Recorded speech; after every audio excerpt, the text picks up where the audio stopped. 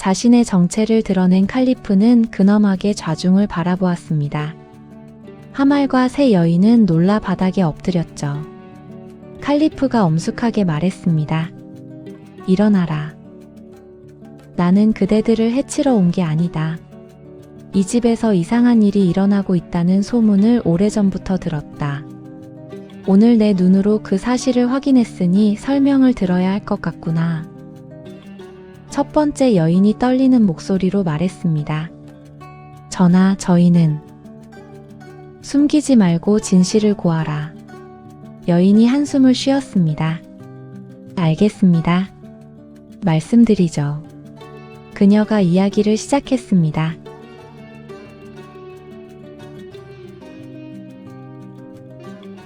우리는 5자매입니다. 부유한 상인의 딸들이었죠. 부모님이 돌아가신 후 우리는 큰언니의 남편에게 재산을 맡겼어요.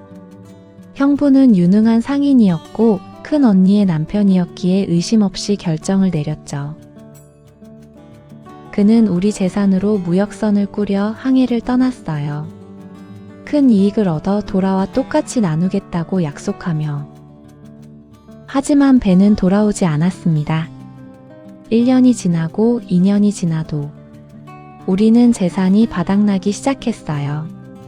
큰언니는 초조해했고 둘째 언니는 의심하기 시작했죠. 3년째 되던 해 소문이 들려왔습니다. 다른 도시에서 형부를 봤다는 사람이 있었어요. 배가 난파된 게 아니라 멀쩡히 살아있다고. 그것도 다른 여자와 함께. 여기까지 들은 칼리프가 눈살을 찌푸렸습니다. 그 이야기를 들은 성격이 급한 둘째 언니가 형부가 있다는 곳으로 가겠다고 했습니다. 누가 말릴 새도 없이 그녀는 급하게 길을 나섰어요. 그리고 정말로 그곳에서 형부를 발견했죠. 그는 소문대로 호화로운 저택에서 젊은 여자와 함께 향락을 즐기고 있었어요. 우리 재산으로. 여인의 목소리가 떨렸습니다. 형부는 우리를 배신한 겁니다. 재산을 가지고 도망쳐서 새 삶을 시작한 거예요. 큰언니를 버리고 우리 자매들을 거지로 만들면서. 둘째 언니는 형부를 데려왔습니다. 아니, 끌고 왔다는 게 맞겠네요. 힘 좀 쓰는 남자들을 고용해서 강제로 바그다드로 데려왔어요. 그리고 큰언니에게 모든 사실을 알렸습니다. 언니, 이 남자가 우리를 배신했어. 우리 재산을 다른 여자와 흥청망청 써버렸어. 칼리프는 조바심을 내며 첫 번째 여인에게 바싹 다가갔습니다. 그래. 큰언니는 뭐라 했나? 첫 번째 여인이 한숨을 쉬었습니다. 그게 문제였습니다. 어이없게도 큰언니는 형부를 용서했어요. 형부가 울며 빌었거든요. 내가 그 요물의 유혹에 넘어갔소. 하지만 이제 후회하고 있소. 다시 시작하게 해주시오. 큰언니는 그 말을 믿었습니다. 아니, 믿고 싶어 했어요. 불같은 성격을 가진 둘째 언니가 분노했습니다. 언니, 정신 차려. 이 남자가 우리를 거지로 만들었어. 그런데 또 받아들이겠다고? 하지만 큰언니는 듣지 않았어요. 그래도 그는 내 남편이야. 나는 그를 믿어. 게다가 큰언니는 형부를 두둔하며 우리를 비난하기까지 했어요.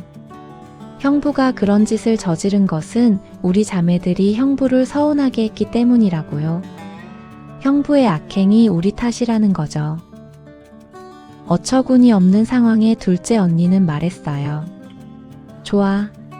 그럼 내가 직접 심판하겠어. 그리고는 마법사를 찾아갔습니다. 자신의 남은 재산을 모두 털어서 저주를 샀어요. 배신자 형부와 그런 형부를 용서하고 이성을 잃어버린 큰언니를 개로 만드는 저주를. 침묵이 흘렀습니다. 칼리프가 천천히 말했습니다. 복잡하군. 형부의 배신, 큰언니의 맹목적인 사랑, 둘째 언니의 파괴적인 분노. 21번 들이킨 여인은 말을 이었습니다. 아무튼 저주는 실행되었습니다. 큰언니와 형부는 개가 되었어요. 일을 마친 마법사가 돌아가며 한마디를 툭 던졌습니다. 혹시 말야 그런 일은 없겠지만 저주를 풀고 싶다면 이 방법을 써라. 매일 밤 자정 100번의 채찍질을 하고 눈물로 참회하라. 그렇게 1000일이 지나면 저주가 풀릴 것이다. 그래서 나중에 그 사실을 알게 된 저는 매일 밤 형부와 큰언니를 때렸습니다. 울면서요. 칼리프가 물었습니다. 그럼 둘째 언니는 내가 저주를 풀려는 사실을 몰랐나? 첫 번째 여인이 고개를 숙였습니다. 저는 둘째 언니가 과하다고 생각했습니다. 그래서 언니에게 따졌죠. 하지만 둘째 언니는 광기의 화신이 돼버렸어요. 너희가 큰 언니 부부의 저주를 풀려 한다면 너희들도 개로 만들어 버리겠어. 남은 저희 세 자매는 둘째 언니가 두려워졌습니다. 실제로 그렇게 하고도 남을 것 같았거든요.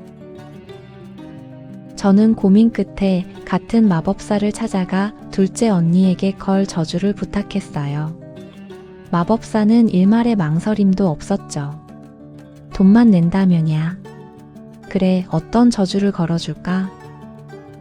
저는 둘째 언니까지 개로 만들고 싶지는 않았습니다. 그래서 선택한 것이 몸의 상처가 영원히 아물지 않는 저주. 그럼 조금 전에 보았던 그 상처 입은 여인이? 네, 그녀가 둘째 언니입니다. 잠시 침묵하던 칼리프가 혼잣말을 중얼거렸습니다. 복잡한 사연이로군. 욕심, 복수, 저주, 인간의 어리석음이 만든 비극이다. 세 여인은 칼리프에게 울며 엎드렸습니다. 전하, 저희를 용서해 주십시오. 용서? 너희들이 무슨 잘못을 했나? 너희는 이미 충분히 고통받았고 너희를 헤아려 한 둘째 언니도 돌보고 있지 않은가? 그나저나 그 마법사는 어디에 있는가?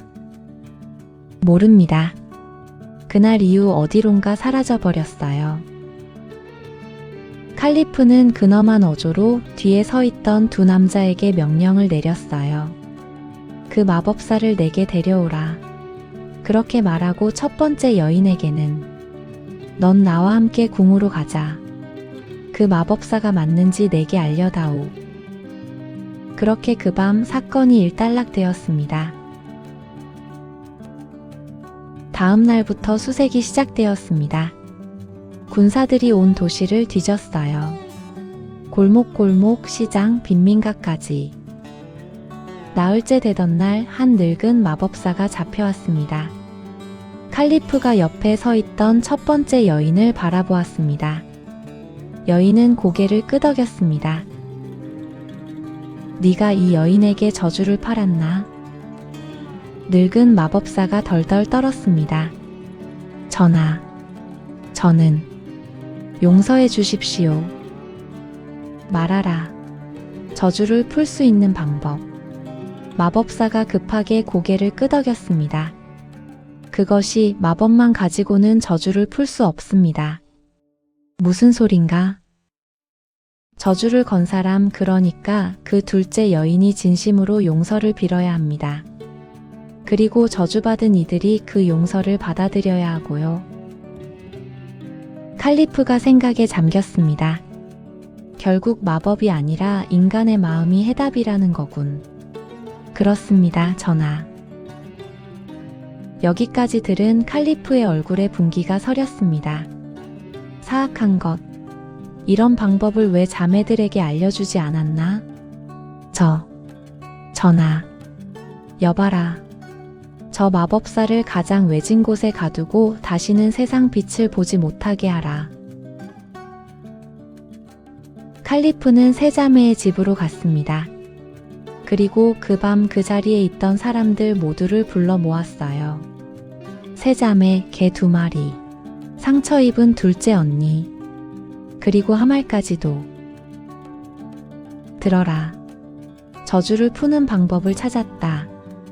그리고는 마법사에게 들은 방법을 이야기했습니다. 둘째 언니가 고개를 들었습니다. 그녀의 눈에는 복잡한 감정이 담겨 있었어요. 용서를 빌라고요? 하지만 큰언니의 남편이 우리를 망쳤잖아요. 그가 우리 재산을 날렸고 우리가 가난해졌어요. 칼리프가 조용히 그녀를 바라보며 말했습니다. 가난? 저기 서 있는 짐꾼을 보라. 그에게 너희의 부는 상상할 수조차 없는 것이다. 그리고 네가 동생들을 위협하고 받은 저주는 아직도 부족하다고 생각하는가? 둘째 언니가 입술을 깨물었습니다. 저는 그녀가 개들을 바라봤습니다. 슬픈 눈빛의 개들. 그녀의 눈에서 눈물이 흘러내렸습니다. 저는 후회했어요. 매일 밤 저주를 씌운 그날부터 후회했어요. 그렇게 말한 둘째 언니는 개들에게 다가가 목을 끌어안았습니다. 미안해요, 언니. 제가 잘못했어요. 제가 욕심이 많았고 인내심이 없었어요. 그때 갑자기 방 안에 빛이 퍼졌습니다. 두 마리 개가 빛에 휩싸였어요. 그들의 몸이 변하기 시작했습니다. 털이 사라지고 다리가 길어지고 얼굴이 사람의 모습으로 돌아왔어요. 마침내 빛이 사라졌습니다. 거기에는 두 사람이 서 있었어요. 중년 여인과 한 남자. 언니. 자매들이 울며 달려가 큰언니를 안았습니다. 죄송합니다. 정말로 죄송합니다.